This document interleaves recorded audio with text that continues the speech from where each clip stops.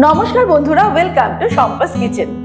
French fry এমন একটা recipe যে 8 থেকে 80 সবাই খেতে ভালোবাসে। বাইরে কোনো জায়গায় গিয়ে আমরা যখন ফ্রেঞ্চ ফ্রাই অর্ডার করি অনেকটা খরচ করে ফ্রেঞ্চ ফ্রাই কিনে খাই, কিন্তু এই ফ্রেঞ্চ ফ্রাই বাড়িতে এত ইজিলি তৈরি করে নেওয়া যায় যেটা আজকের ভিডিও দেখলে বুঝতে পারবেন। একদম কুড়মুড়ে মুচমুচে ফ্রেঞ্চ ফ্রাই তৈরি হয়ে যাবে কিছুক্ষণের মধ্যেই। তাহলে চলুন শুরু করি। সবার প্রথমে আমি দুটো মাঝারি সাইজের আলু খোসা ছাড়িয়ে নিয়েছি। এবার এগুলোকে আমরা ফ্রেঞ্চ ফ্রাইয়ের মতো করে কেটে নেব। এই দুটো আলু দিয়ে মোটামুটি 3 থেকে 4 জনকে সার্ভ করা যাবে। এই পরিমাণ ফ্রেঞ্চ ফ্রাই তৈরি হবে। খুব বেশি মোটা করব না, আবার খুব বেশি পাতলাও করব না, ঠিক এরকম থিকনেস রেখে আমরা কেটে নেব। এবারে এগুলোকে লম্বা লম্বা করে কেটে নেব। তবে যদি দোকানের মতো চাই তাহলে একদম দুদিকটা সমান করে কেটে দিয়ে বাদ দিয়ে আমরা এগুলোকে লম্বা লম্বা করে নেব। এরকম এক একটা পিস যাতে সমান হবে। আর যদি সেরকম না চাই তাহলে আমাদের সাইডগুলো বাদ দেওয়ার কোনো দরকার নেই। এইভাবে আলুগুলোকে প্রথমে কেটে নিতে হবে। অলরেডি দুবার আমি ধুয়ে নিয়েছি। ধুতে ধুতে কিন্তু এখন কিন্তু একদম পরিষ্কার জল, মানে পুরো কাচের মতো স্বচ্ছ জল রয়েছে। মানে আলুতে কিন্তু আর একটু স্টার্চ নেই বলা যেতে পারে। এইবারে আমরা এগুলোকে একটু ভাপিয়ে নেব। এবারে আমি কড়াইতে বেশ কিছুটা পরিমাণে জল গরম করতে দিয়েছি। জলটা যেই ফুটতে শুরু করবে এর মধ্যে আমরা আলুগুলোকে দিয়ে দেব। এরকম গরম ফুটন্ত জলেই কিন্তু আলুগুলোকে ভাপিয়ে নিতে হবে। ফ্লেমটাকে হাইতেই রেখেছি আর একটু বেশি পরিমাণেই জলটা দেব। আর এই আলুটাকে ভাপিয়ে নেওয়ার সময় আমরা দিয়ে দেব নুন। 1 টিস্পুন নুন দিয়ে দিলাম, কারণ আমরা কিন্তু ভাজার সময় আর কোনো নুন ব্যবহার করব না, যাতে নুনটা ভালো মতো আলুর মধ্যে মিশে যায় সেটা খেয়াল রাখতে হবে। আর দিয়ে দেবো একটু ভিনিগার। দুটো আলুর জন্য 2 টিস্পুন ভিনিগার দিয়ে দিলাম।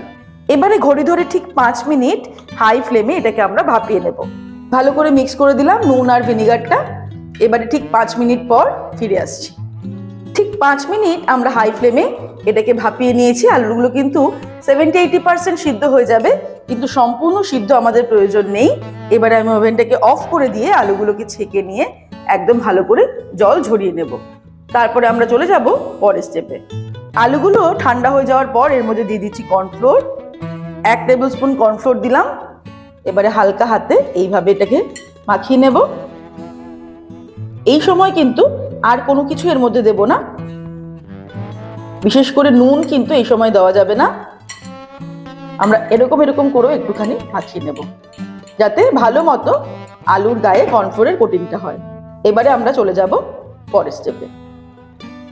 এবারে আমি কড়াইতে বেশ কিছুটা পরিমাণে রিফাইন্ড অয়েল গরম করে নিয়েছি। যে তেলটা ভালো মতো গরম হয়ে যাবে, ফ্লেমটাকে হাইতেই রেখেই কিন্তু আমরা এই ফ্রেঞ্চ ফ্রাইগুলো ভাজবো। ডুবো তেলেই আমাদের এগুলোকে ডিপ ফ্রাই করতে হবে হাই ফ্লেমে। হাই ফ্লেমে এরকম নাড়তে নাড়তে আলুগুলোকে ভেজে নিচ্ছি। এরকম যখন সুন্দর কালারটা চেঞ্জ হয়ে যাবে, গোল্ডেন ব্রাউন হয়ে যাবে, মোটামুটি 2 থেকে 3 মিনিট সময় লাগবে একবারে এগুলো ভাজতে।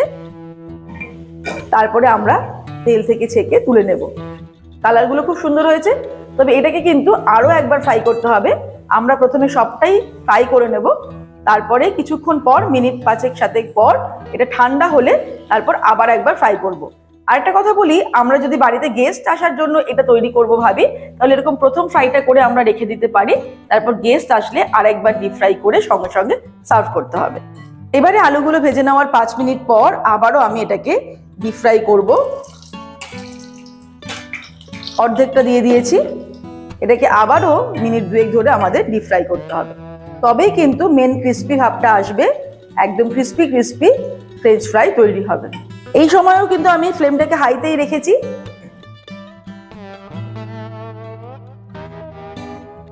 ব্যাস, ফ্রেঞ্চ ফ্রাই আমাদের ভাজা হয়ে গেছে, একদম গোল্ডেন ব্রাউন কালারেরও হয়ে গেছে।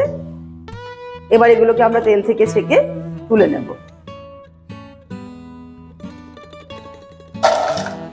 ব্যাস, তৈরি হয়ে গেল মুচমুচে কুরকুরে ক্রাঞ্চি ফ্রেঞ্চ ফ্রাই।